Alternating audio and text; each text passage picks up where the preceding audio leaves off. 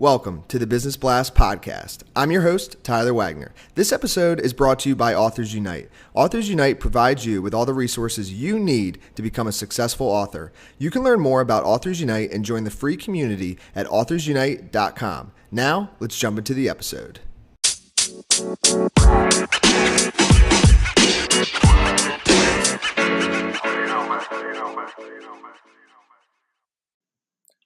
All right, everyone. Welcome back to another episode of the Business Blast podcast. I'm your host, Tyler Wagner. Today I have Liz Germain with us. She helps business owners grow and scale their brand using YouTube as an organic lead source. So welcome to the show, Liz.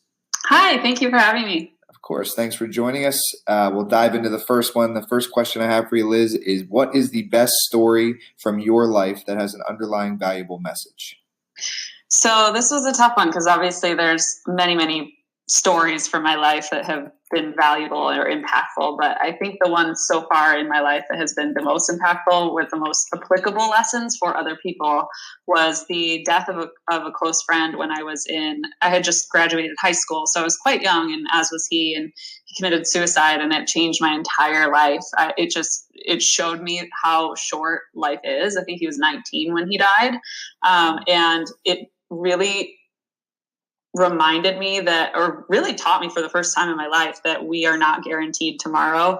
And what we get to do here in this lifetime is share our gifts and cultivate our gifts and really be a strong stand for people to find their own way in life, whatever that looks for people. So I think in general, the underlying message that experience taught me is that life is short and now is all we have. Tomorrow's not guaranteed.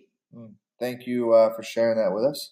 The next one I have for you is what is the most valuable piece of information we should know that's within your expertise or industry? So this is a great question. I get super excited about answering questions like this.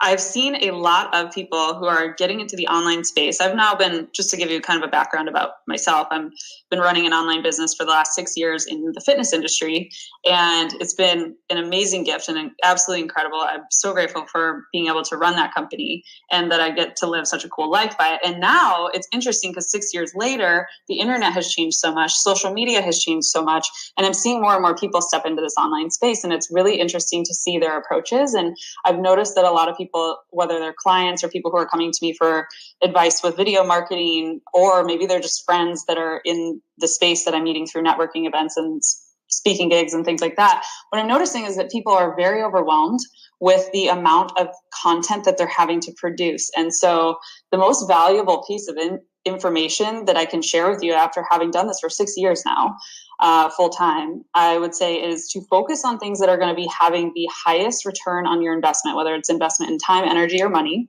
And for me, what I found over the last 6 years in being a fitness influencer and fitness business owner online is that I really looked at all the metrics in our model, and we dialed back almost everything that wasn't having that long-term return with the minimal investment of time, energy, and money.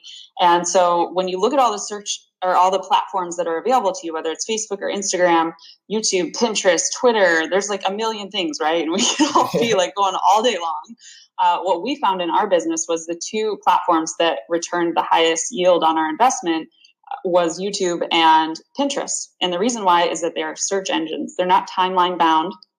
They work just like Google works. So you go type things in and they have an algorithm that pulls up the best content based on keywords. So for us, that was a really huge realization, is that all the time we were spending on social media like Facebook and Instagram was, not to say it wasn't lucrative, but for the long term, for the long game that we're in, it wasn't the highest return on investment. So the best piece of advice I could give is that YouTube is a search engine, as is Pinterest, and I would invest all of my time there if I were to go back and start over. Wow, that is some solid advice. That's awesome. The next one I have for you is what is the best piece of overall business advice that you have? So not necessarily industry specific. Yeah, so this is a great question as well. I would say my best piece of overall business advice would be to diversify income streams. Don't rely on just one source. And in doing that, I would also make sure you have at least one or two different recurring revenue sources, things that are not just like a one and done type thing. And last but not least, I would say finding a qualified lead source that you can actually afford. So if you're just starting out, you may not be ready to invest in Facebook ads. Facebook ads are quite complicated. They also require constant monitoring. And unless you're hiring an agency, it can be really, really tricky. So I would say finding a qualified lead source that you can actually afford is one of the best things you can do. And that's why I'm so obsessed with YouTube and Pinterest, because anyone, if you understand how to use keyword strategies and specifically long tail keywords, you don't have to pay. You can just create cool content that people are actually searching for and get in front of those eyeballs versus Facebook and Instagram, which are the same. They're both owned by Facebook. You have to actually pay to play to get in front of people. And because it's that timeline and it's, usually a 24, 48 hour turnaround, it's a lot more competitive and a lot more challenging to actually get eyeballs on your content. And if you could give your younger self one piece of advice, what would that be? Invest more in your education. So identify your skill gaps and find someone who has already mastered those skills and hire them.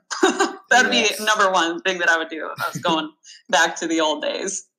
I had this strong story that, I'll just do it myself, or I'll just save more money and be able to make more eventually down the road if I just, do it myself. And it's just not true. It's not true. You actually end up wasting a ton of time, tons of energy, and you end up losing and leaving a lot of money on the table by doing that.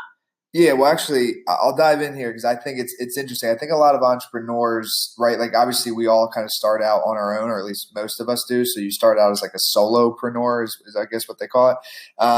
And what's interesting is like to become successful as a solopreneur is like you controlling everything and you kind of taking things in your own hands. But to get to the next level, it's an interesting thing is you actually have to kind of do the opposite and let go of the control. You still have to like monitor and stuff, but actually, like you said, like hire out. And that's a very hard thing. I experienced it a couple of years ago in my business when I was going through that, because it's like literally what gets you to that first success metric, whatever that is not what's going to get you to like running a company of like 20 people, 30 people, because you just cannot micromanage everything. You don't physically have the time. So I just think it's interesting how you go from controlling everything and then you have to let go of everything to actually get to the next level. Totally. So, the next one is a little bit of a different path, but in your opinion, what is the key to happiness? Yeah, this is very philosophical, which is fun because at the end of the day, you could be a business owner or whatever, but first and foremost, you're human. So I love this question too. For me, and I don't claim to know what the key to happiness is for everyone. I truly believe that that's an inside job and it's different for everybody. But for me personally, what I've discovered is that when I'm in service and I'm focusing out and I'm really not just thinking about myself, but thinking about what's the legacy I want to leave, how do I want to help the world, all of those types of things have been incredibly important for my overall happiness, and then some sort of growth as well. I feel that if we're, I think we've all heard Tony Robbins say, if you're not growing, you're dying. There's some quote around that. Yeah. Anyway, I truly believe that. I think growth and having goals and things that you're moving towards really gives the human soul a reason to live and a reason to get up every day and just absolutely crush your whatever it is that you're working on. So service and growth, I would say, for me is what I found. I agree. And what is the best book that you've read, and what was the number one thing you learned from that?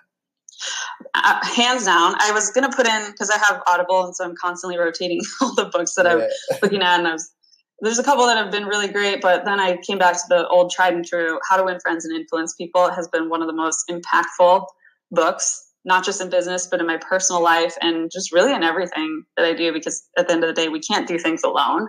So that book is full of golden nuggets of wisdom, and I would highly recommend. It was one of the first books that I ever read on my entrepreneurial journey, and it's just so good. It's such a classic. And the number one thing I learned is, really that you can't do it alone, and trying to do it alone is you're going to just spin your wheels and be totally unhappy, whether you realize that or not. So being able to really meet people where they're at and speak in the languages that other people are going to actually be able to understand, not just like pushing your stuff out there, really having a much bigger vision than just you and what your ego wants, has been absolutely transformational in both personal and professional. Yes. And what is your favorite quote and why? My favorite quote is, "You don't have a soul. You are a soul. You have a body." And the reason why is because I've been in the fitness industry for the last 6 or 7 years, and realizing that your body is your vessel has been very impactful and very transformational for me personally, because no one else can take care of it for you. No one's coming to save you. No one will do this stuff for you. So you get to learn how to do that for yourself. And as a soul, I truly believe that is what our mission is here on this planet. I don't really know. I don't think anyone really knows where we came from or for what purpose. But if there is a purpose for me that I could kind of see being possible, it would be that, okay, your soul came here for this journey to figure out how do we truly make this vessel happy? How do we take care of it, get healthy, do all the things that are going to be moving you forward? Yes, I love it. Thank you so much for coming on. I agree with like a lot of what you said. And yeah, really the last question that I have for you before we let you go is, where is the best place for people to find and connect with you online? The best place to currently find me is at lizgermain.com. It's GERMAIN. And you can also check out my fitness business and all of that at Super Sister Fitness. We have a YouTube channel, so if you want to see how we're using YouTube for lead generation, you can feel free to go over there, or supersisterfitness.com as well. Perfect. Thanks again for coming on. We appreciate it. Thanks for having me, Tyler. The podcast you just heard was published with Anchor. Got something you want to say to the creator of this show? Send them a voice message using the Anchor app, free for iOS and Android.